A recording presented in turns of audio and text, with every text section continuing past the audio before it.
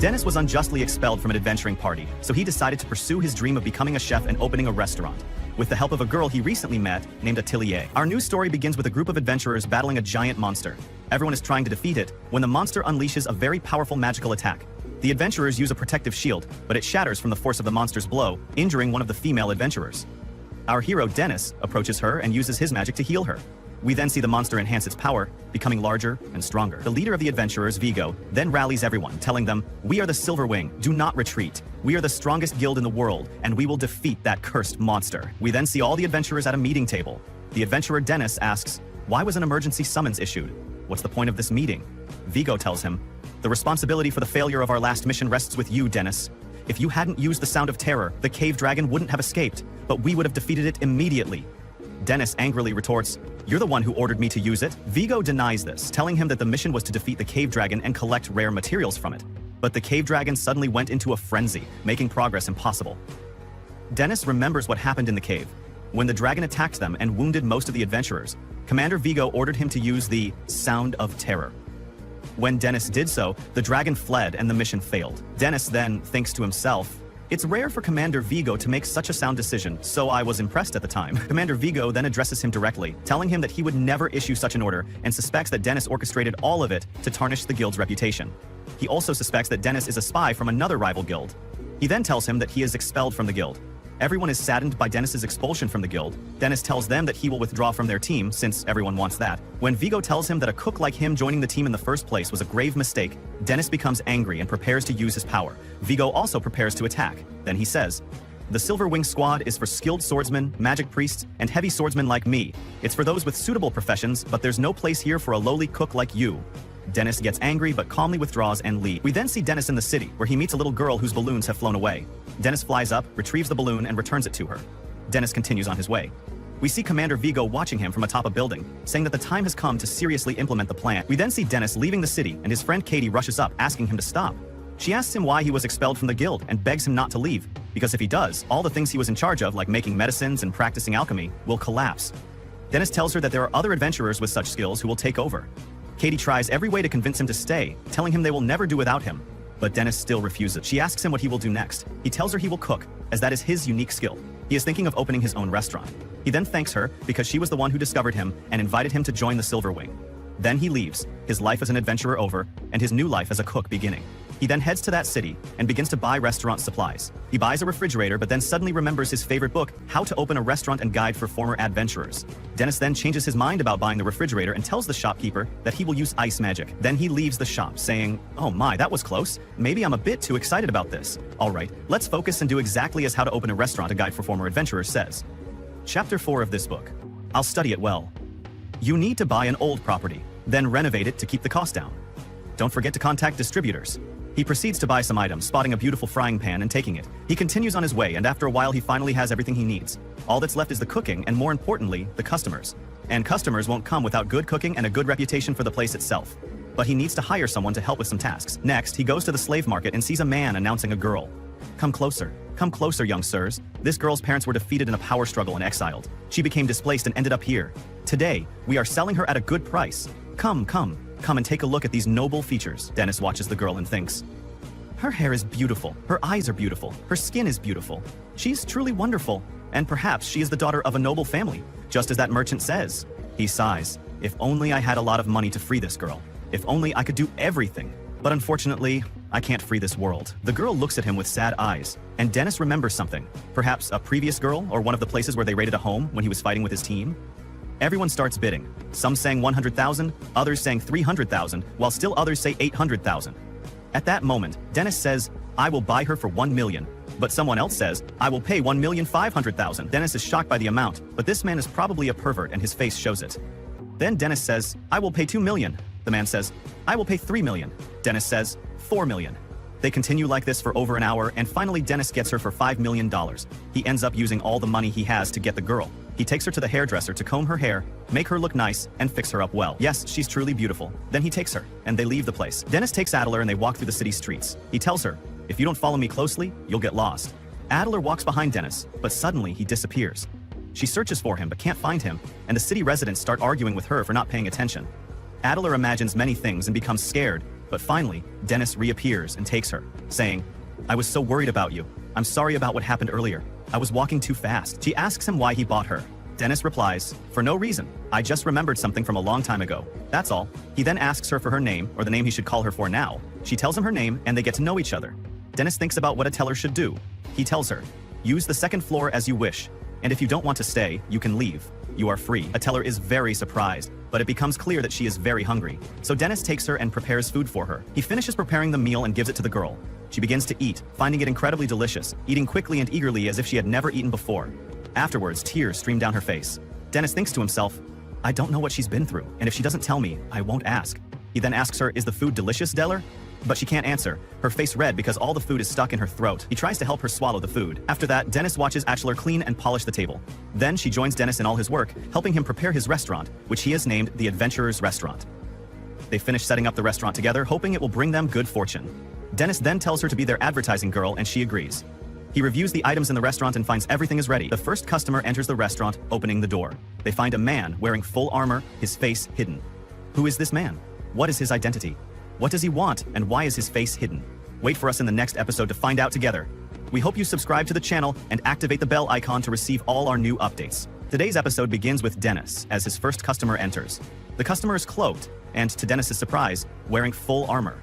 Dennis, having studied the book How to Open a Restaurant thoroughly, remembers page 64, which states, "Among your customers will be those who prefer not to be disturbed, respect their privacy, and make your restaurant a place where they can easily spend time." So Dennis tells him, "All right, sir, please have a seat wherever you like. Here, Atelier, give him some cold water." The customer sits down and opens the menu to decide what to order. Dennis is very excited and says, "Perhaps he'll order rice or pasta. I'll take good care of my first customer." The customer points to the small rice dish and some other items. Atelier brings the water, and Dennis asks him, "Customer, why aren't you speaking? Tell me, do you want a large dish? Do you not have much money?" The customer replies, "Yes." Dennis then asks, "All right, customer, do you like katsudon fritters?" The customer nods yes. Here, Dennis insists on bringing him that very expensive dish, shocking the customer. Finally, the customer speaks, shouting, "Wait, please, I don't have much money for this order." We then realize it's a girl's voice. Dennis tells her, "Be quiet. I can't let my first customer eat a small meal. You don't need to pay anything." But wait, what's that sound I hear? Did I hear a girl's voice? Are you a girl? The beautiful girl confesses that she was expelled from her guild because she's a girl. They told her, "Female swordsmen are weak and annoying in various ways, and we don't need one in our group." But she argues, that's not true. Gender has nothing to do with skill. A girl can be the strongest of the strong, stronger than men. Dennis agrees with her. She then tells him she's at level 23, which is truly amazing. She then mentions that in the strongest guild, the deputy leader of the Silverwing Battalion is a female duelist, whose Crimson Lightning Sword is always the first to strike in every battle, landing a very powerful blow. She's a legendary duelist. Dennis tells her he knows her well. She's a truly dangerous woman. Dennis realizes this is why she hides her gender and is looking for a party to join. But unfortunately, she can't join any party without speaking to them. And that's perfectly normal. After all this chatting, her order is finally ready. It looked truly beautiful. "I'm hungry, my friends. Are you hungry too?" she asks. She tells him, "Look, I really don't have any money. Are you sure this is free?" He replies, "Just eat, lady. Don't worry about it. The bill is on me." She eats and finds it absolutely wonderful, to the point of devouring it greedily. She had never tasted anything like it before. She finished the food as if she had swept and washed the dishes. He tells her, "This time it's free, just because we were trying out the taste of the food. But after this, you have to pay. Your pockets must be full, and promote us as you leave. Tell people about our beautiful restaurant. And until you find the party you're looking for, you can stay and work with us here." The two men then went to the restaurant to taste the food, finding it delicious. The rice was perfectly cooked, and the pasta had wyvern meat. They also found the girl working there very charming and her food delicious. Atelier blushed at their compliments. Dennis thought to himself that Atelier resembled a cat a little, remembering her previous state. Afterward, Atelier served other customers, who thanked her for her hard work and diligence. The men then mentioned that this was their lucky meal before entering the dungeon. Dennis understood they were an adventuring party and asked if they needed a swordswoman, explaining he knew one who was looking for a party, possessed the necessary skills, and had an enjoyable personality. One of the party members agreed and asked him to bring her quickly, saying they would take her with them tomorrow. Dennis was surprised, not expecting to find a place for her so soon. However, this party currently lacked offensive power, which was a problem for them. The scene then shifts to Dennis, who went to Henry and told her he had found a party very quickly. She thanked him for what he had done for her, then told him she would join them immediately and promised to repay him as soon as she received her first payment. Dennis told her he knew it was strange to say this, especially since he was the one who found the party, but he wanted her to think and be more cautious in choosing her party. Henry reassured him, saying that if he were to overthink everything in life, he wouldn't be able to do anything. Dennis told her the decision was hers, as he always wanted to see her well. He then offered her a dish of oryakudon with cockatrice meat. Henry thanked him profusely for his kindness. When she tasted the food, she found it incredibly delicious. She then told him she needed to earn a lot of money quickly to repay her debt, which puzzled Dennis since he had told her he didn't want anything from her. After finishing their conversation, Henry left the restaurant. We then see Dennis and Atelier preparing a lot of food. As night fell, Dennis stood washing dishes. At that moment, he saw two girls eating in the restaurant, looking happy, as they had found a wonderful place. When Dennis saw them, he asked Atelier to bring him the shop sign. At that moment, the two girls sat talking. One told the other that recently an adventuring party had accepted a solo girl, then attacked her inside the dungeon. Her friend was surprised and asked why such people weren't arrested, as they take girls to depths they can't return from alone, then abandon them after they've had their way with them. They do this twice almost, then move to another town.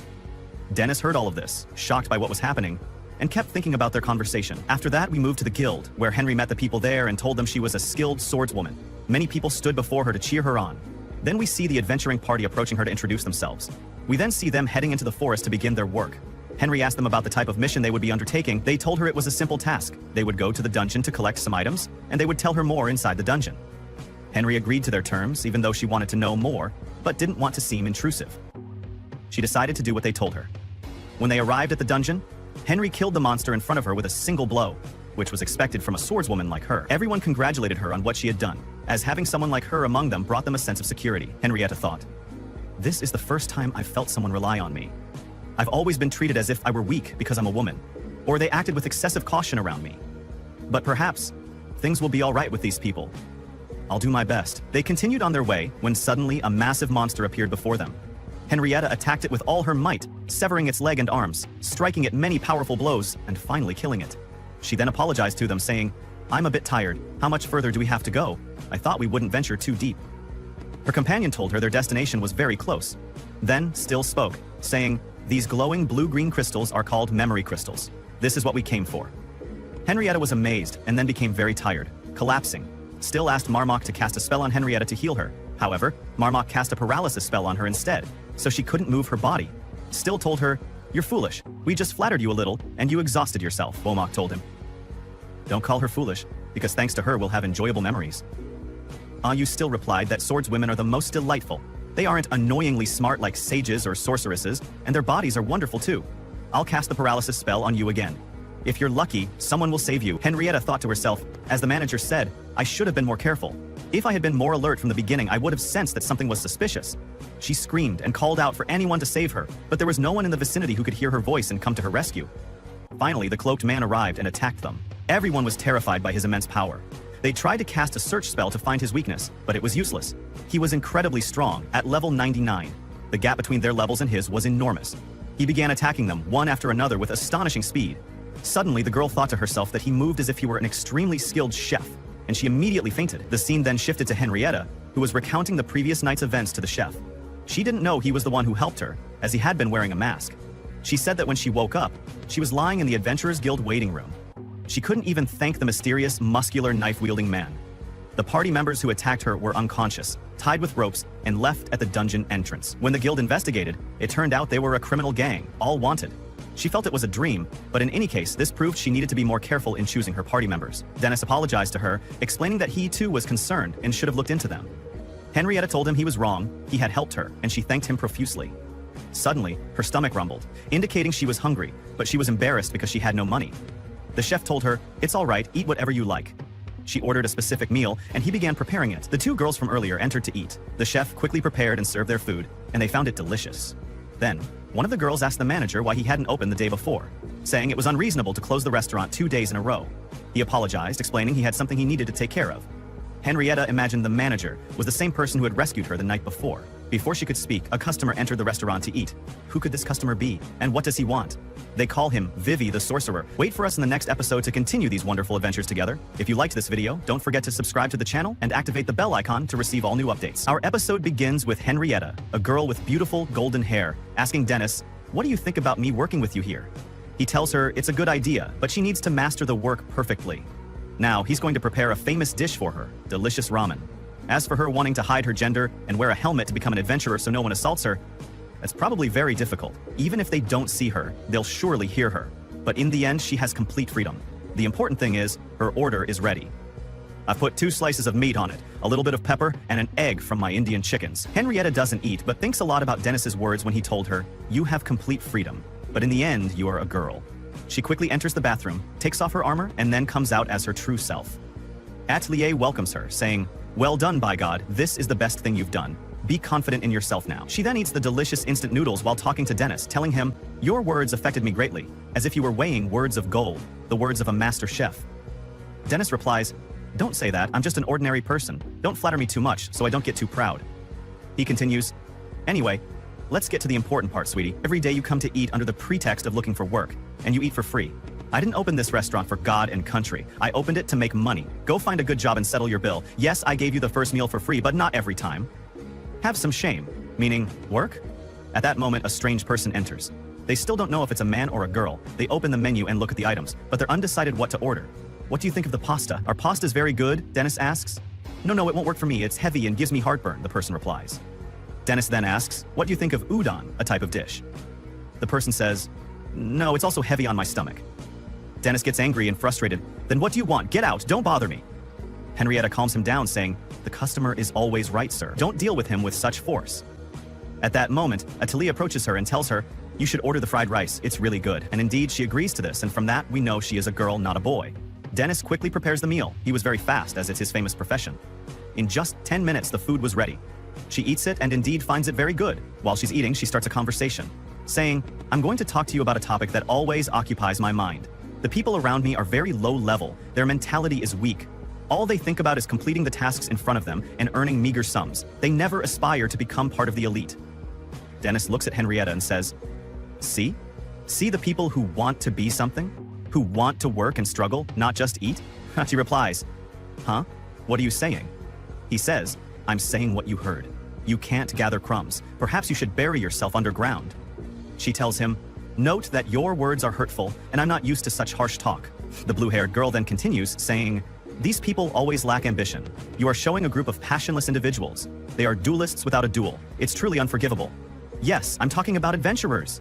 True adventure is exploration, exploring unknown lands. But when I talked about this, they kicked me out of my party. They told me, 'Get out of here, you crazy girl, we have nothing more to say to you.'" Dennis is surprised and says, "What? They kicked you out too?" He then says to himself, "What's going on? Our restaurant only attracts outcasts."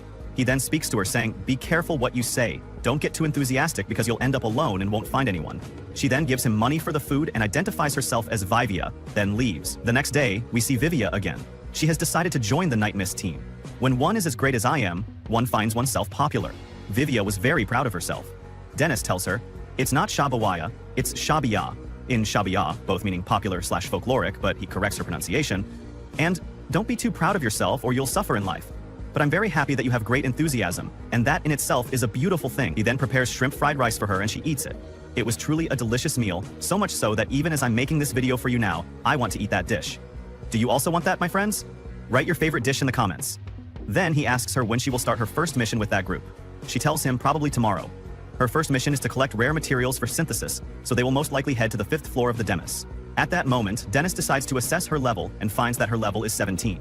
He thinks this is somewhat high for her age, but for the 5th floor, it's recommended that an adventurer be in their late 30s. It's not an area where it's advisable to bring an adventurer of her level. He asks her, after analyzing her and talking to himself, "Isn't this deeper than what you are ready for?" She replies, "I know, manager. It will be fine, God willing, but it seems most of their party members are elite and will provide me with full support." Dennis then talks to himself, saying, "A person's level is a measure of the number and quality of skills they have acquired, and the reason for the increase in basic stats at each level is that skills become more precise and remain effective most of the time if they have actually acquired and practiced many advanced skills, not just read about them." She then asks him, "Dennis, what about you? Haven't you entered Demis before?" He tells her the last time he entered was on the 37th floor, and it was very dangerous. They encountered a monster there, but thankfully they defeated it. She then gives him the money for the food, and leaves to go to the 5th floor. Hours later, Dennis and his assistant leave. He talks to himself, saying, "What's the story? Maybe she went to the 5th floor. I'm worried about her, and why am I always worried about everyone like this? Maybe I should go to her quickly and force her not to go." As they were walking through the market, 2 people passed by Dennis. He overheard them talking about the child Vivia, and how they forced him to go down to the 5th floor just to see if he would come back alive or not. They mentioned that Commander Hoberg truly does frightening things, because most who went down to that floor died. Dennis ran after them and hit them. They didn't understand why he did that, so he told them he wanted to talk to them about something. They informed him they were members of the Night Mist team. They then attacked him to hit him, but Dennis crushed them and left them. Afterward, he told Atelier that they would close the restaurant today. She asked him about dinner, and he told her not to worry, he would manage. The scene then shifts to the Demas. where we find the child Vivia running from monsters. He's alone and doesn't know what to do. He remembers the words of the Night Mist team members when they told him that the commander had high hopes for him and that he must do this as it's a test to join their team. He keeps running, and when he was running, he fell to the ground. A very strong rope wrapped around his leg, and magic flowed around the rope, preventing Vivia from breaking. He tried to remember the breaking spell, but couldn't recall it at all due to extreme fear. His mind was completely blank, even though he had carefully read all those books and written them down repeatedly, thinking he had memorized them perfectly. But he couldn't do it. In this situation, the monsters would find him and stab him repeatedly with those broken bladed knives, and his body would be torn to shreds. Suddenly, magic came from afar from someone and released Vivia's leg, allowing Vivia to escape far away. At that moment, Vivia hid with a girl in that place, so no one would see them. He then thanked her for what she did for him. Luckily, she could use that ancient spell. He then told her that he didn't know about this place before, and that they must find a way to get out of here. He told her his name was Vivia, and the girl told him her name was Cynthia. Vivia asked her if she had lost her way and ended up here or what. She told him that her party had left her behind when they were fleeing from monsters, and she got caught in the same trap, but no one came to rescue her. They all fled and left her. No matter what she did, she was never good at the basics and caused them a lot of trouble. She then told him that she had exhausted him with her words, as he had nothing to do with it. Anyway, he was waiting for his party to come and rescue him. Vivia replied that he was just like her, no one came here to rescue him, and perhaps he was too arrogant. His party, which he joined, got into conflicts with him, as his personality was very bad. Cynthia told him that he wasn't like that. He was surprised because she didn't know her. And then he told her that he had never spoken to a stranger before and didn't know how to describe it, but he felt better with her. After that, he heard the sound of monsters again. Vivia spoke and told her that he would become bait and distract the monsters, and during that time she should escape, even if she had to leave him. She replied that she couldn't do that. If he didn't survive with her, she wouldn't do anything. Vivia told her that if she hadn't saved him, he would be dead now. This was the first time he had felt this way, and when he thought about it, he realized he had lived selfishly all his life, looking down on those around him and always thinking he was different from them. But now she had saved his life and surrounded him with her kindness. He wished from the bottom of his heart that she at least would survive, so he would go out first and distract them, and meanwhile she would escape. And indeed, Vivia went out in front of the monsters to distract them, using a palm strike spell to create a barrier between her and the monsters.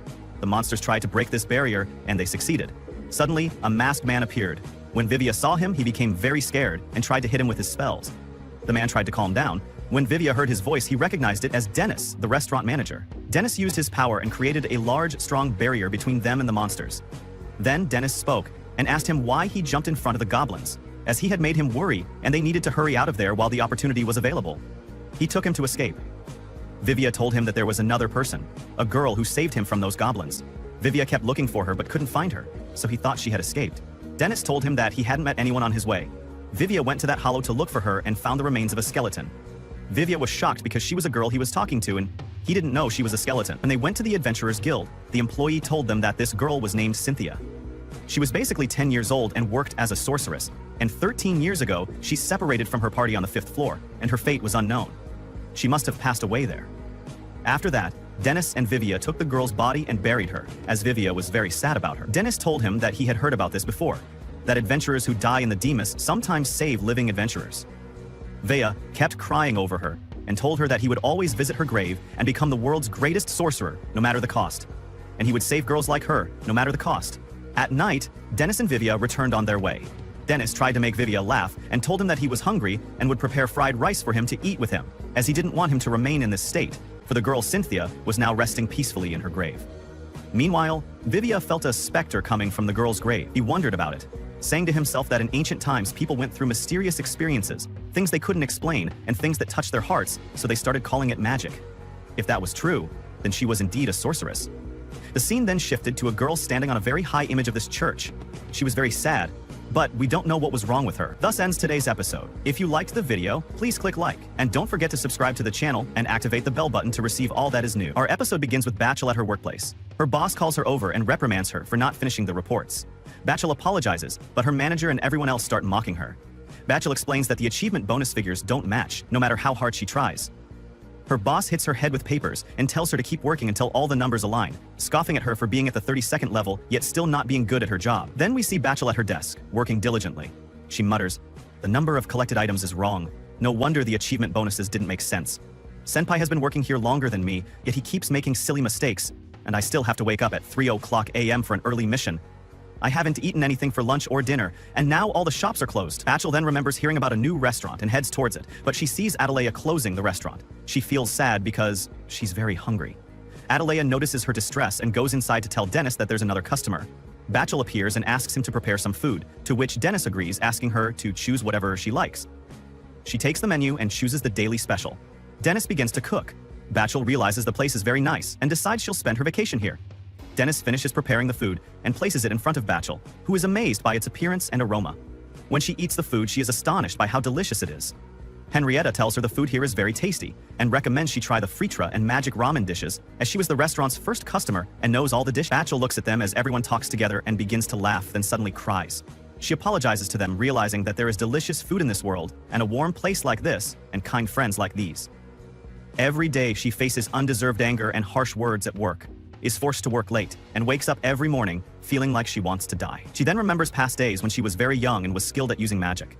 When she grew a little older, she said goodbye to her family and left to become a greater sorceress. She then joined the magic school and became exceptional, with the principal asking her to join the teaching staff.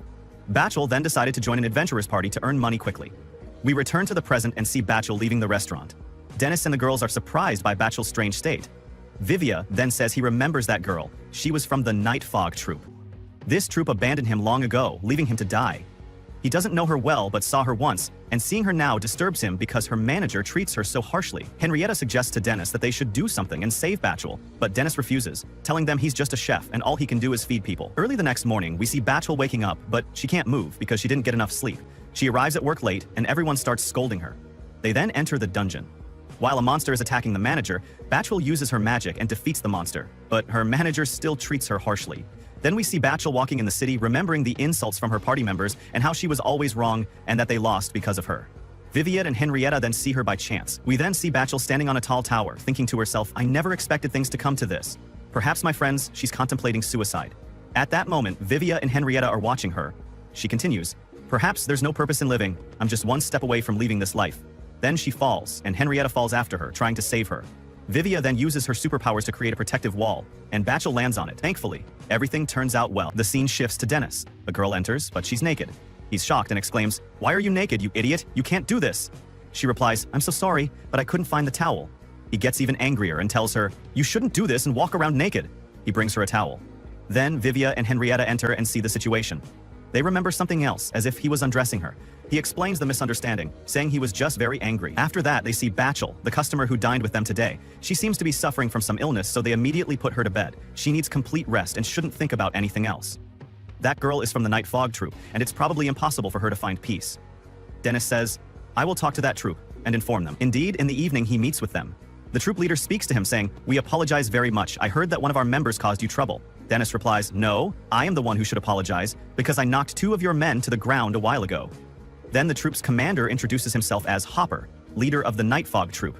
"I heard your food is delicious." At that moment, Dennis assesses this man and realizes he's at level 51, a very high level for a normal adventurer. Regarding Bachel, Hopper says, "Don't worry about her, she's resting now, and I hoped you would agree to her leaving your party to receive treatment." They tell him, "That's impossible, and it will cause us a problem. We will take her with us." Then they give him the contract she signed. Dennis talks to himself, saying, What? Did she really sign this unfair contract? This amount of work should not be placed on one person. Perhaps their methods are very harsh." He tells them, "An adventurer is free to join or leave a party." But Hopper interrupts him, saying, "This is not something you decide, Dennis." Dennis then gets angry and tells him, "What a scoundrel you are. You exhaust her to the bone and retire her after extracting every last drop from her. You call yourselves an adventurer's party? Don't make me laugh, you fool. Are you just a gang of cruel swindlers?" Hopper gets angry and breaks the cup he's holding, then says, "You're in our territory here, you idiot, and that means we are the law. From today, there's no government, we are the government. If you don't want to get hurt, quickly hand over Bachel immediately." The scene shifts to Bachel after she is woken up. She asks them, "Why didn't you let me die? Death was better for me than everything. I've suffered so much and endured so many hardships." Atelier tells her, "You shouldn't do that. To die as an infidel. I thought like you about this suicide, and it took everything from me. Then they exiled me to another country after selling me as a slave. At that time, I thought about death. I felt there was no good for me in this world. But I remembered God, and that all this is by divine decree and measure. And then God decreed that something beautiful would happen in my life that would change my whole life. This man, Dennis, met me and changed my whole life. So you should not think about this again and trust in God's power." The scene then transitions back to Dennis and that despicable group. The leader of the gang then tells Dennis that in every city with a dungeon, the strongest party holds the real power, because no one can rival them. The Silver Wing Brigade is a clear example of this. However, unlike the Silver Wing Brigade, which has clients from royal and noble families, we only control this small town. But your place, chef, is a miserable shop, and we can easily burn it down. No one would even notice the burning of a small restaurant like this. Suddenly, Katie enters, interrupting their conversation. She praises the restaurant and starts talking to Dennis. He apologizes to her, explaining that he's in an important conversation. Katie gets very angry. She came all this way from the royal capital, and she expects at least a delicious meal. The gang members are surprised by this girl and want to know who she is. Finally, they realize she's the deputy leader of the Silverwing Brigade from the mark on her back. Everyone is shocked that Dennis knows this very powerful girl, as she's in one of the strongest parties in the world. Dennis then asks his friend Katie to sit down so he can continue his conversation. He tells them that he doesn't want to fight here, but they must find a way for Bachel to leave the party. At this moment, Katie hugs Vivia, thinking she's a beautiful girl. They tell her that Vivia is a boy, and Vivia asks her, "What's your relationship with the manager? I mean, Dennis?" She announces to everyone that he was a former member of the Silverwing Brigade and was, like my partner. Everyone is shocked by this. The gang leader is stunned by this revelation, realizing it would be very bad to make an enemy of a man like Dennis. He quickly burns Batial's contract and says, "I will allow her to leave the party. This discussion is over. I wish her a speedy recovery. We'll take our leave now." They depart, filled with immense terror. Afterward, Dennis talks with Katie and asks her what dish she would like. Then, Atelier comes out with Bachel so she can also prepare a dish for Bachel, who also wants to eat. They bring them the same dish, and they both start eating. It's incredibly delicious, and they finish their food in no time, utterly happy. They thank Dennis for the wonderful dish. With this happy ending, our episode for today concludes. Wait for us in future episodes. We kindly ask you to subscribe to the channel and activate the bell icon to receive all our new content. Denis, the legendary chef, refuses to return to the Silverwing squad. He suspects Atelier is dating a young man, but it turns out he misunderstood and the gift was for him. The episode ends with a new mission for the squad leader. Stay tuned to the end to find out what happens. Our episode begins with a girl entering a place and bumping into Vigo, the great fighter. At that moment, a squad was preparing to embark on a mission. He tells them to go, while he speaks to the girl, whose name is Katie, about Denis's privacy and how she met him.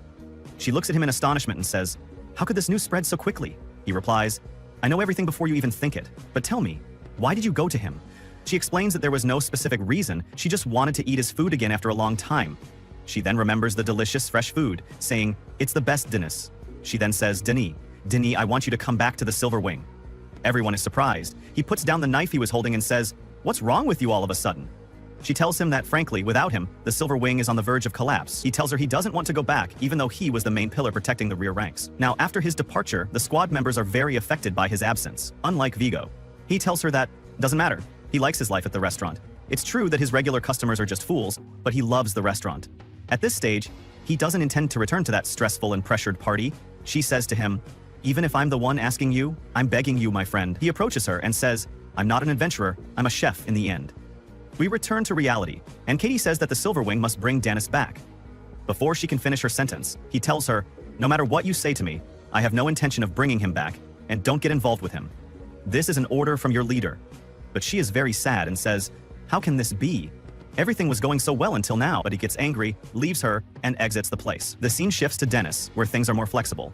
Customers are everywhere, and Dennis is really happy because he will make a lot of money this way. Atelier is working with him very quickly. Everyone is really happy with this delicious food. At that moment, we see Bachel, the girl who wanted to commit suicide a week ago. She is now in good health and says, "Starting today, I'll live here and help at the restaurant, even if I don't get paid." Then Denis brings food and they eat it. The food was so delicious. This is the secret to the large number of customers who, after eating with him once, bring all their friends and family to this place. Henrietta was happy with the food, but Denis embarrasses her and says, "How long will you not pay for your food? This food is not free."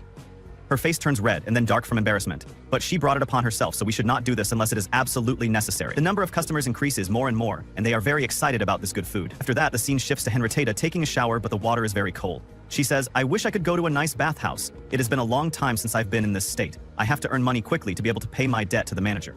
The scene now shifts to Denis and Vivia. He was confiding in her with his hand on his head, saying, "What a disappointment, what a disaster. I think Atelier has a boyfriend." Vivia asks him, "How do you know? And is this what you wanted to consult me about?" He replies, "Yes. Recently I started giving Atelier an allowance, and since then, she has been going out on dates all the time." Dennis was very angry and said, "When I tried to find out where she was going, I saw her walking with a boy holding hands." Vivia says to him, "Maybe it's just a friend." Dennis gets more and more angry, and he paces in the office as if she were his wife cheating on him. And he says, "No, he is a lover. He is her lover, but unfortunately I can't ask her directly face to face, as this would be very boring. If they are truly in love, he must come to meet me with a box of sweets first." Vivia tells him, "You are her father." Denis was very angry, and his eyes were full of sparks, as if they were a hot coal. He said, "If he is just a superficial, boastful, and weak person, I will not let him get close to her. He must be at least level 80 for me to approve of him." At that moment, Etlier comes in and says, "What are you two talking about?" He gets angry, stands up, and becomes nervous and unable to speak. Vivier tells her, "I wanted to learn to cook from Dini." So Etlier says to them, "Okay, I also want to learn to cook." Dini gets happy and says, "Okay, I'll teach you both. So go wash your hands and come quickly." After that, he begins the teaching process.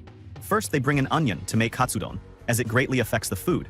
Etier's eyes were crying from the onion, so he says to her, "Okay, you have to stand at an angle, I'm very worried about you." Here, Vivier says to him, "I also have a headache, Dennis, my eye hurts." His response was shocking to her. He told her, "Cheer up and finish."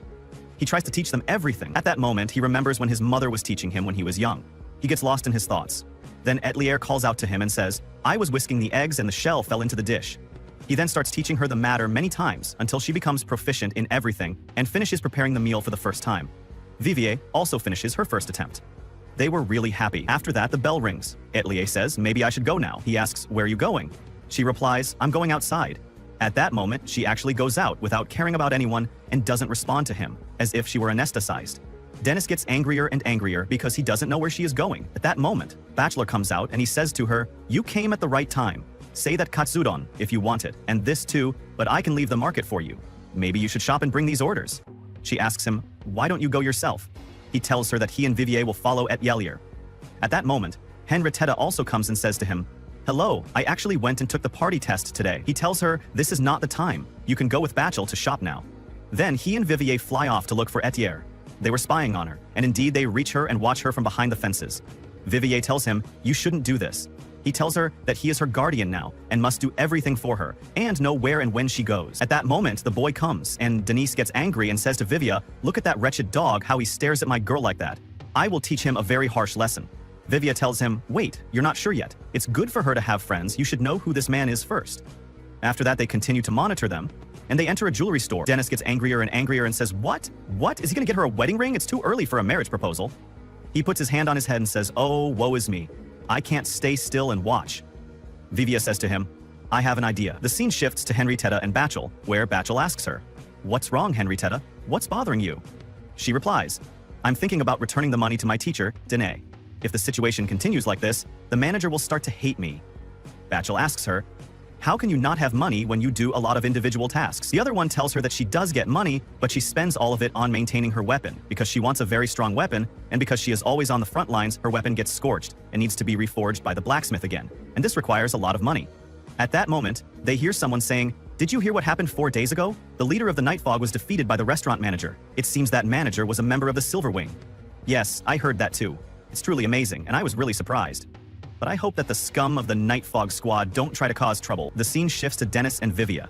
He borrowed a megaphone and put it on his shoulders and said to her, "This is not just a megaphone, as some people think. It's a magical tool used in speeches and theatrical performances. It's saturated with wind magic to allow the sound to be delivered over very long distances.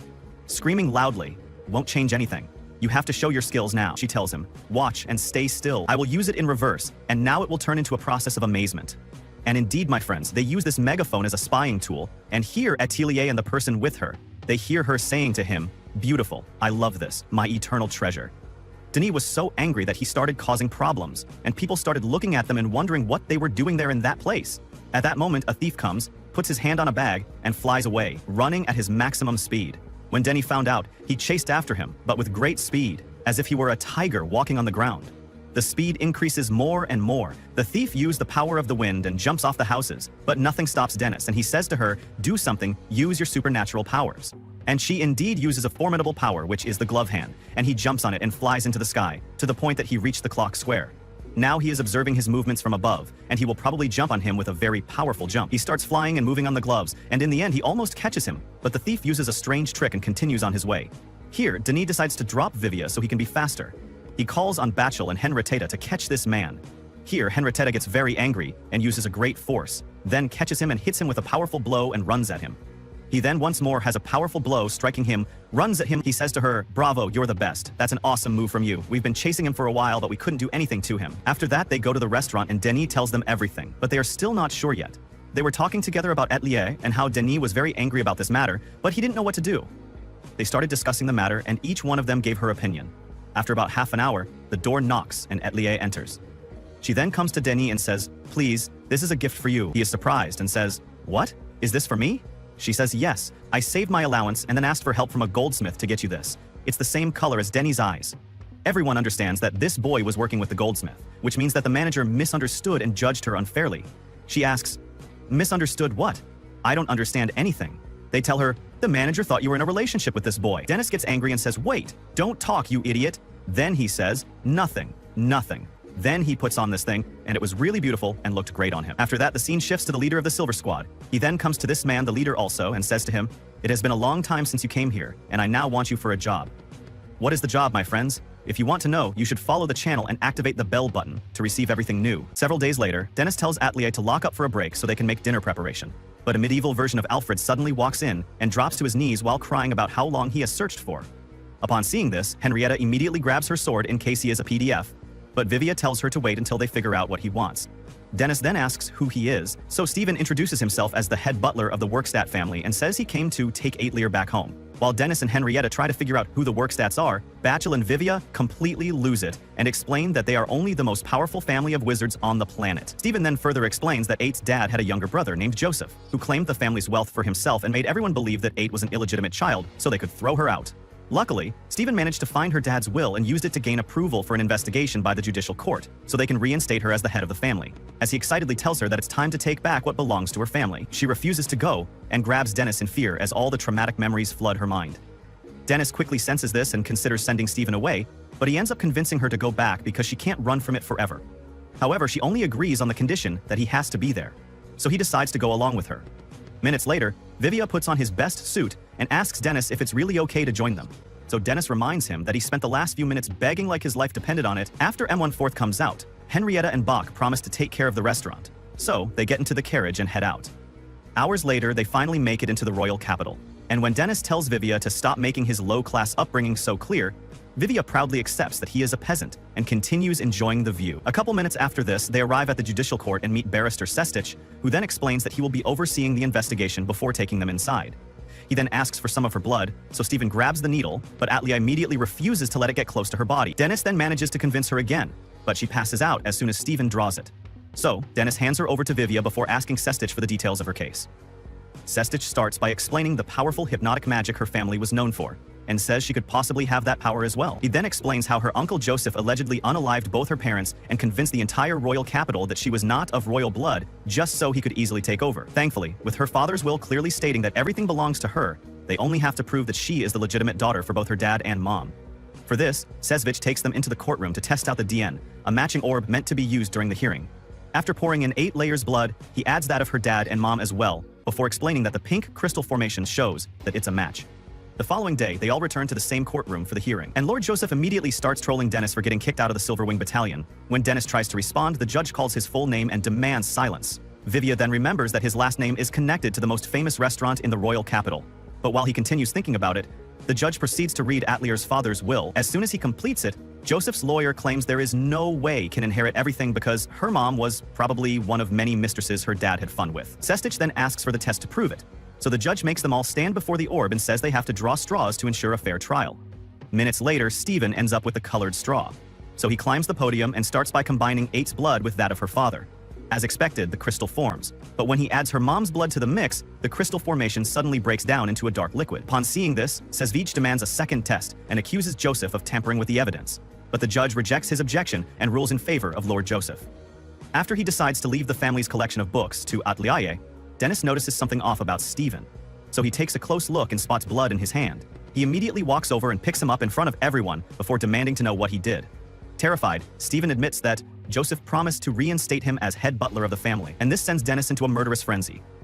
As he starts unleashing his powers, Joseph orders his knights to attack, but they all get scared of the flames and stand back. Vivia then grabs Dennis and reminds him that someone has to take care of Aer. So he decides to stop the rampage and ultimately accepts the judge's ruling. Minutes after this, Sestich takes them to the old cottage used to store all the family's books, and as soon as they enter it, Lair triggers a trap and sends her crashing into the basement. As Dennis tries to make sure she doesn't have a concussion, Sestich and Vivia suddenly lose it, as they realize that the books are all ancient texts containing powerful secrets and techniques that help Atlier's family become the greatest wizards. After Sestich explains that her dad probably meant for Allier to inherit the books instead of wealth, she decides to take it back to the restaurant so everyone can read. But Vivia and Kestvich immediately tell her not to even think about it, because such knowledge should never become public property. The next morning, Dennis and Atelier get ready to leave. But as Vivio walks out to meet them, he walks past a man eerily similar to Dennis and struggles to believe his own eyes. After minutes of staring, he leaves, and a girl named Fiora shows up to ask Heath if Dennis is the counterpart he always spoke of. Will the books actually make up for all the wealth you lost? And how on earth is there a second Dennis? Comment overpowered chef to find. And don't forget to turn on post notification to make sure you never miss our videos. Our story begins with an endless line, a human river flowing towards a single destination. It seems to be a cue for Denise's restaurant, and indeed it is. As we suspected, friends, Denis has become a legend in our city.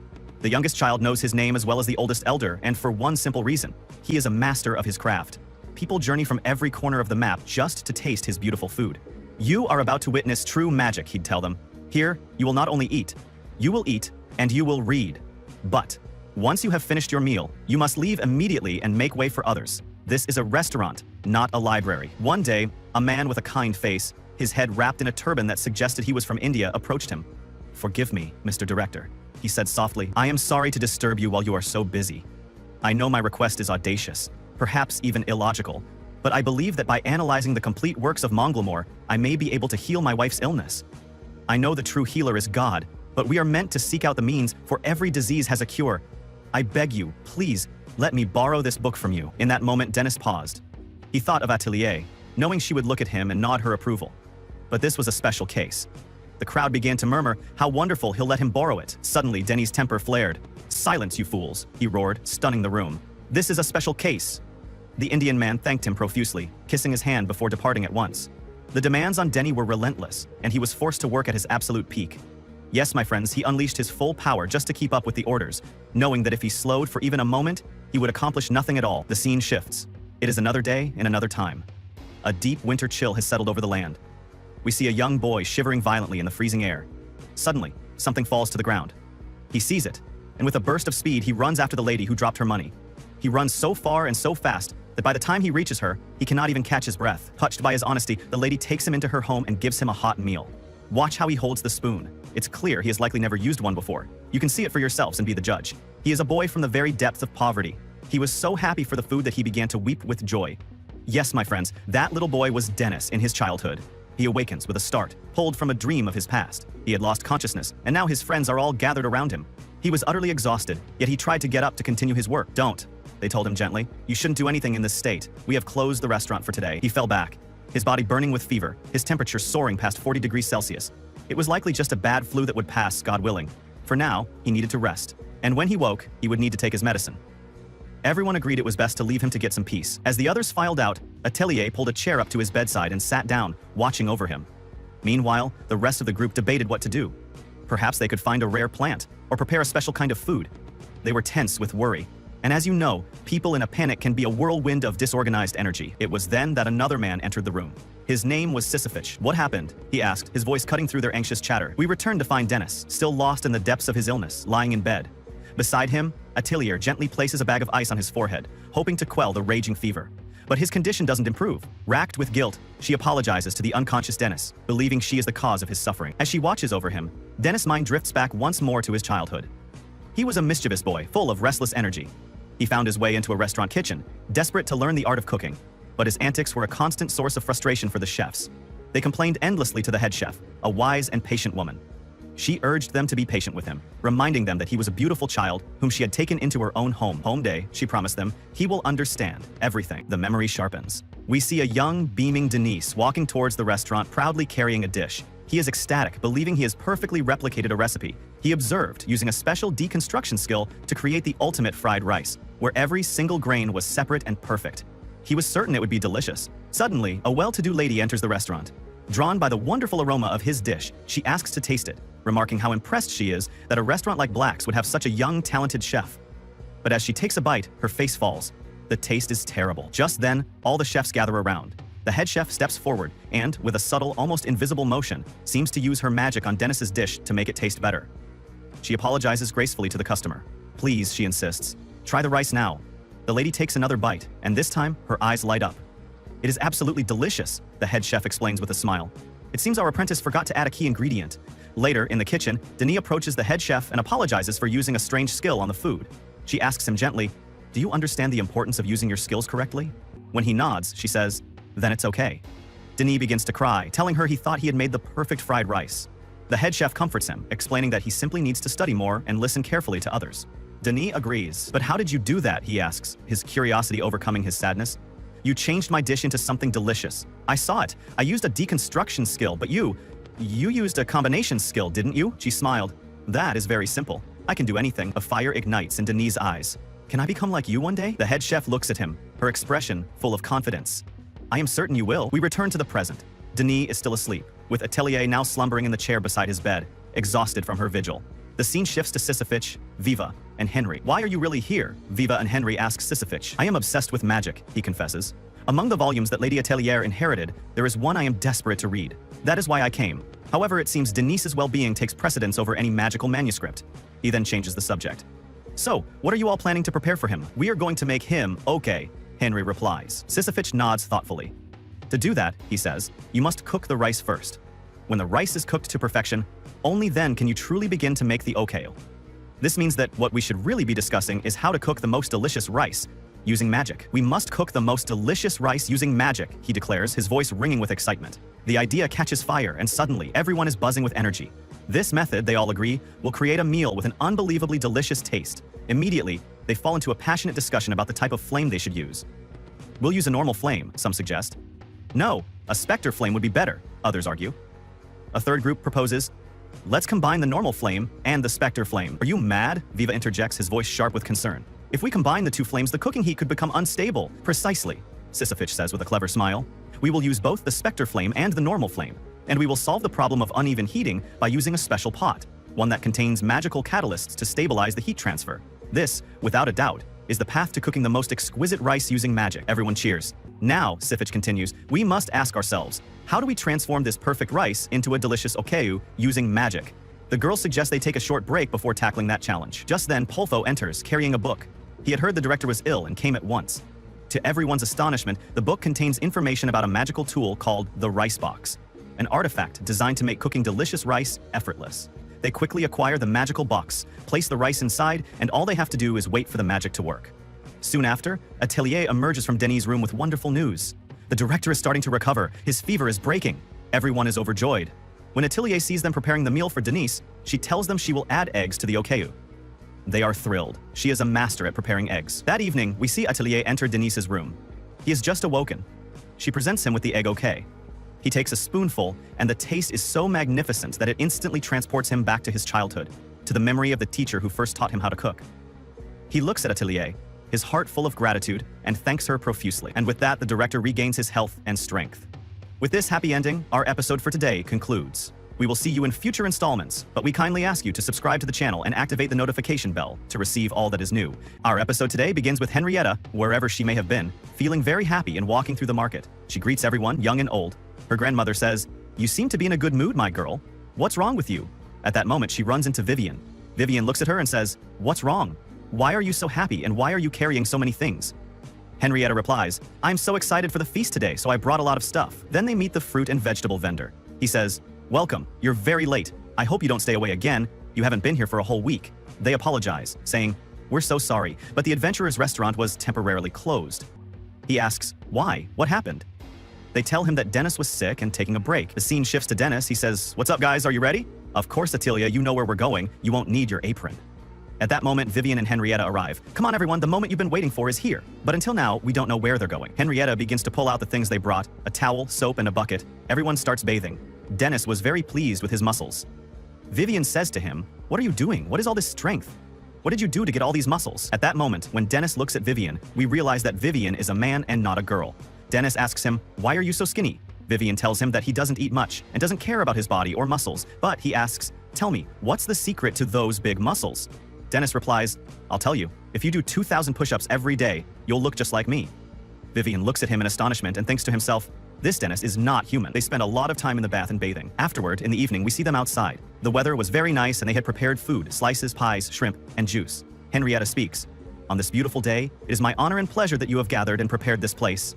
They tell her, "Get to the point. Why are you rambling so much?" She says, "I'm sorry," and gets straight to the point. She says, "You all care about me and look after me so much, but finally, thank God, I've found a job." Everyone applauds for her. They ask her, "Where will you be working?" She tells them, "The truth is, I won't be joining the Adventurers Guild, but I've secured a position with the Knights. I thought about this a lot, but in the end, I decided that I want a job where I can truly help people. Everyone applauds for her once again. She was very happy. Then Dennis talks to Vivian and says, "And do you have something to say as well?" Vivian speaks and he says that he has found his next party, and that his first steps will be to become a powerful mage, and that he will do everything to become the strongest. Finally, it's Rachel's turn. She speaks as she rises from her seat. "As for me, I will return to my hometown." They are surprised and ask her, why? She tells them that after spending some time at her father's house, she will go to the capital to become a teacher at the prestigious School of Magic. Rachel said that after spending some time at her father's house, she would head to the capital to become a teacher at the School of Magic, as she was invited to teach even before her graduation. Vivian continued her speech and said that she graduated from a magic school in the royal capital and that she is very brilliant. Rachel thanks him for that and tells him that she doesn't know if she is really brilliant or not. Afterward, they have a celebration for their new beginnings, where they cook the most delicious food. Atelier lovingly feeds Rachel, as they have become very close friends. Then Vivian speaks with Dennis and tells him that everyone will be leaving, and it will be a little lonely. Henrietta gets emotional and tells him that he is right, and she might ask for her appointment to be postponed. Dennis scolds her and tells each of them to go and achieve what they wanted, for if it's important to them, they shouldn't give it up. Everyone realizes he is right, and Henrietta gets excited and tells them that she will leave the town tomorrow. Atelier tells her that her work hasn't started yet. Then Dennis cooks food and everyone is amazed by his cooking method, as he cooks them fried rice. Everyone sits down to eat, as they know it's very delicious. Then a man comes to eat with them and tells them that he found himself drawn here because of the delicious smell of this food, and he had never tasted such delicious fried rice in his life. Dennis asks him if he is the perverted general store owner. He confirms that he is. Dennis asks him for his name, and Atelier tells him that his name is Bolfo. Bolfo is very happy that she still remembers his name. Then he offers her to work for him now. Dennis hits him on the head and orders him not to dare poach their poster girl for another job. He tells him that he knows he helped him a lot today, so he allows him to eat this food. Then he tells him that thanks to him, he was able to eat the delicious egg soup, and he is thinking of new dishes he will prepare using that device, so he wants them to let him take this opportunity to thank Bolfo. Bolfo replies that he is the one who should express his gratitude to him, and then thanks him for dealing with him. Dennis asks him what he wants from them now. Bolfo replies and tells him that he heard they were having a barbecue party, so he suddenly offers them a feast because he got a 5-grade Hogni meat. Everyone is amazed. Then Dennis says that since he took the trouble to do that, they will accept his good intention and enjoy the feast. Dennis then cuts the meat in an impressive and fast way, then fries it and starts eating. Everyone is happy with the deliciousness of the food. While eating, Bolfo says that he wanted to honor Atelier alone, and when he finds her feeding Dennis in his mouth, he asks her to feed him as well. Atelier feeds him. After they finish eating, they clean the table. Vivian talks to Dennis and tells him that he wanted to ask him something for a while. In the court, they called him by the name Dennis Blacks. So does this mean he has a connection to the Blacks restaurant? Then Dennis says, the name Blacks is from the head chef who raised me. She allowed me to use this name, but I left the restaurant after a fight, so I don't like using it much. That was when my level was close to 90. We had a big disagreement, and now, when I think about it, she was just trying to warn me. I also went through a similar phase, Vivian says to him, but I understand why you're so confident. Reaching level 99 at that age is almost the highest you can go. Dennis tells him, I thought I'd reach level 100 quickly, and that's why I left Black's restaurant. I traveled everywhere. I wanted to prove to the chef that I was right. Then Vivian says to him, and that's how you ended up in the Silverwing Brigade. Dennis replies, yes, the Silverwing was the place where I stayed the longest, and despite everything that happened, they took care of me there. But in the end, I didn't reach level 100. After that, the scene shifts to 2 girls who are thinking about what to eat today and go to a restaurant, but the place is closed due to business reasons.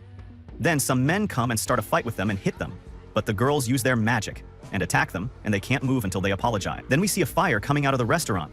Dennis and his friends notice the fire coming from the direction of the restaurant. Dennis rushes to see what's happening. Then they help each other to put out the fire, but these girls come and tell them that those people are the ones who started the fire. Everyone gets angry. Then Vivian says that they are from the Nightfog Squad. The man speaks. You are too arrogant. This is your punishment.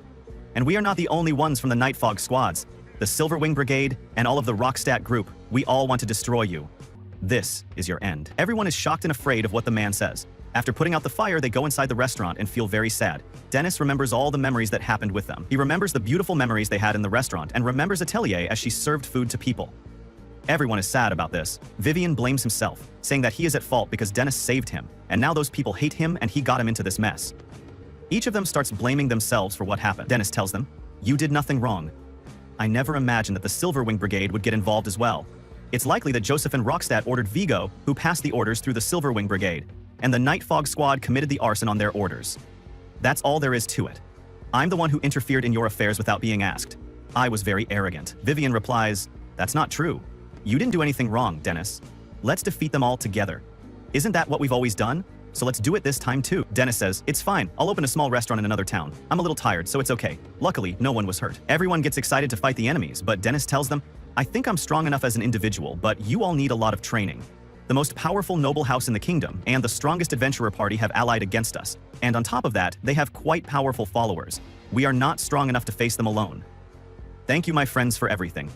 We are finished for today. He then takes Atelier and leaves. Vivian shouts at the top of his lungs. What happened to you? Where did the old Dennis go? Where did the Dennis who didn't hesitate to antagonize the entire kingdom for Atelier go? Dennis replies, I have come to my senses.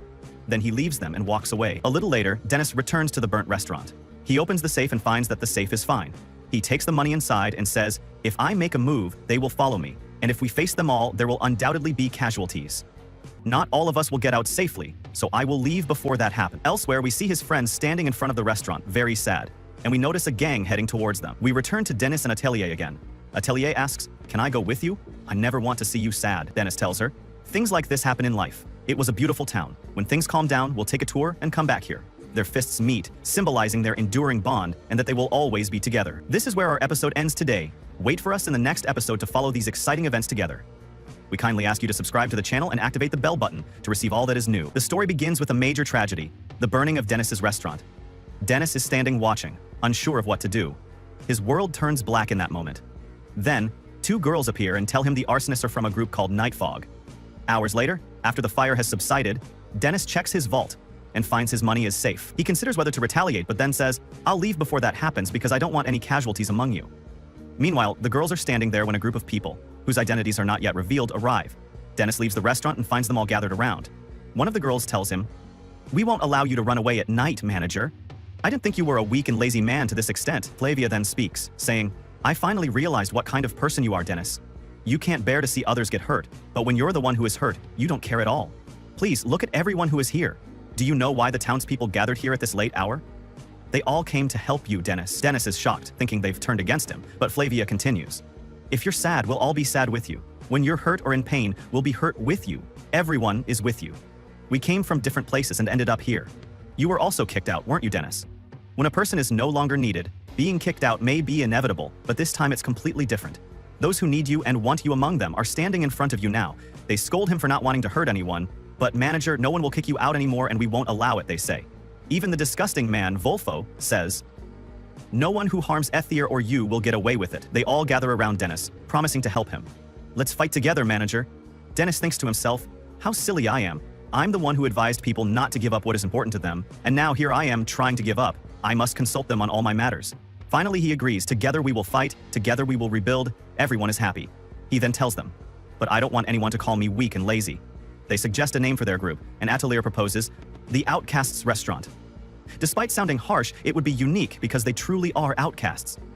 Dennis then addresses the group. Team Outcasts Restaurant and the good people of the town, listen to me carefully. We will crush the villains. Evil will never succeed in this world. Injustice doesn't last, and if it does, it will destroy. As for us, we are the oppressed, and the oppressed will triumph one day, and that day has come, the day of victory. As long as we have started, let's go all the way to the end. And now, let the counterattack begin. At that moment, Kitty arrives, apologizing for not coming to him and warning him from the start.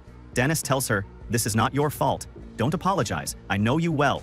Kitty remembers what happened. She had overheard the leader of a group saying, did you tell the Night Fog group? And the leader replied, it seems you misunderstood. I just conveyed the reality of the situation to them. How the Night Fog group chooses to act is their own business. The restaurant must be burned tonight, or there will be another course of action. Kitty hears this and runs quickly to warn Dennis, but unfortunately she arrives too late. This makes her very sad because she couldn't do anything. Dennis tells her, forget all this. The important thing is that I want to know one thing. I want you to tell me about Vago's movements. I will not let this end like this. Maybe Vago did this on his own, but I didn't stop his madness, so I am responsible as well. Kitty replies, I am very sorry, Dennis, but despite my flaws, I am the deputy commander of the Silver Wing. My duty is to protect the Silver Wing. I am very sorry, I cannot help you with what you asked. She then leaves. Dennis says, I'm the one who is sorry. I know that dealing with Vago's whims is exhausting for you too. I asked you for more than you can handle. The next morning, Dennis and his companions talk about his main teacher at Black's restaurant, his adopted mother. They ask if she's his teacher, imagining her to be like a gorilla. Dennis asks them what they are thinking. They say she's at level 100, which is the maximum human capability. The normal person reaches level 60, and among them, level 80. It is very rare for them to exceed level 90. Most people end up at level 99. That is why anyone who reaches level 100 is immortalized in history. Dennis smacks the excited man on the head and tells him to calm down. Flavia continues. The founder of magic, the king of strange devices, Yuzut, and the founder of adventurers, the master of adventure, Natura, and the founder of skills, and the king of the First Nation, King Ingvari, are all said to be masters of the rank. This means you stand side by side with them. Do you understand this well? It's been a long time since I've been this excited, but I should be, as you are at a very high level. Dennis tells him to calm down, but my head chef has only perfected her cooking skills. Compared to him, her fighting skills are very weak, but as a cook, she is at the peak of her profession. And, of course, she has great influence in the royal capital. If we are looking for help, no one is stronger than her. If we're looking for help, there's no one stronger than her, and she will definitely help us in this ordeal. As soon as we reach the capital, I'll go to meet her. Dennis then orders them to carry out the plan they agreed upon. They arrive in the capital, and we see them wearing cloaks to hide their identities. We see Viva entering a place and a shop where he gives a girl a task and a paper. The girl is very impressed by him. With that, they complete the mission. We then see Bachelor telling the girls with her that they will visit and contact all the known wizards and sages in the capital, and if they stick to the plan, everything will succeed. Everyone is working hard, so they must also do their best. The scene then shifts to Henrietta, who is interviewing one of the officials in the royal capital and the royal palace, and tells him what happened. She asks him, "Can we build a criminal case around this matter? We've arrested the arsonists. Maybe they will lead us to the others." The official says, even if we tighten the noose on them and arrest the leader of the Nightfog group, it will be difficult to reach the Silverwing, given its strong connections to kings and nobles. Henrietta expects that and tells him that they have a plan. The official asks her to listen to it. The scene then shifts to Volfo, who encourages those with him to work quickly so that they can finish the task and to load the carts quickly. "You have to mentally calculate the number of tables and chairs that can be loaded in each cart," he says. One of the workers says, "That lunatic Volfo is really energetic. Within a few months, anyone who works for him becomes able to manage a store alone. But he has turned into an obsessed and foolish person." Volfo hears them and yells at them, and they quickly rush to carry the box and work for fear of him. Volfo then sees the girl Atelier, and he loves her very much. He goes to ask her how she is doing. She looks at a magical tool and finds it to be a magical tool saturated with wind magic. Volfo is using it, and it's a microphone that amplifies sound, but it is broken, and he must fix it somehow. A young man comes and sees Atelier, recognizes her, and says, "Is it really you, the owner of the magic books?" The young man remembers when he asked Dennis to take this book, and Atelier gave him permission, after Dennis's permission, of course. We go back to the present, and he gives her the book, saying, "I was on my way to return it, so I'm carrying it with me." He then hands her the book, saying, "Thanks to this book, I saved my wife. Thank you very much, really. If you don't mind, I'd like to express my gratitude in some way. Despite my appearance, I am a fairly well-known wizard, and in terms of wind skills, I can use most of the high-level skills." Volfo says, "I can use your help." We then see everyone perfectly executing the plan as manager Dennis organized it for them, each in their place with great order. We then see Dennis going to the place where his cooking teacher taught him. Before he opens the door, he remembers when he got upset with her in a heated argument and told her in a loud and rude tone, "There's nothing left for me to learn here." He then leaves the place in an inappropriate manner. We return to the present. He opens the door and a worker says, "We haven't opened yet, and we haven't prepared anything." But Dennis greets her, or everyone, and the girl is shocked that it's Dennis. She tells everyone that the assistant chef, Dennis, has returned. Everyone gathers around him and rejoices, and says, "We heard that you left the Silverwing, and we heard that you are managing a restaurant in the countryside." Dennis tells them that he came today to see the head chef only. He greets a girl named Hizumochi, who is now the assistant chef. She says that she never considered herself the assistant chef. "The most I considered myself was an acting assistant chef." After that, Dennis enters to see the head chef and begins to talk to her, saying, "I came to check on you." She says, "What brought you here, you fool who specializes in fried rice?" She turns to him and says, "Your face looks a little better. Did you find the answer?" He says, "No, I still don't know. Maybe, as you said, I will never reach level 100. I traveled and learned a lot, and now this is what I think." Then he gets to the point. "I heard from someone I know in the Silverwing Battalion, Kitty, that she heard that a number of important figures will gather soon at a single dinner table. A judge from the Royal Court of Justice, the current head of the Worstadt family, Joseph Worstadt, the leader of the Night Fog group, Hooper, and Vago from the Silverwing Battalion, and the other members. I think things are about to get busy, so I have to go back quickly." He thanks her very much. She then leaves and wishes him well and says, "I'm counting on you completely." The head chef says, "This group is a very dirty group, and we never know what they're planning. But we know that there is a moment when they will all gather together." Dennis says, "I want to target that moment." The head chef says, "And what do you want me to do?" He asks her for information. "I want to know the place and time. You are the greatest chef in the entire capital, and thanks to your connections, you can find out." The head chef replies, "But as a chef, I cannot agree to spoil a dinner table." But Dennis realizes well that this method is very low. What will Dennis do to get rid of this gang who have hurt him so much, burned his restaurant, and destroyed his livelihood? Will he be able to get rid of them? This is what we will find out in the next episode, so follow us. But please subscribe to the channel and activate the bell button to receive all that is new.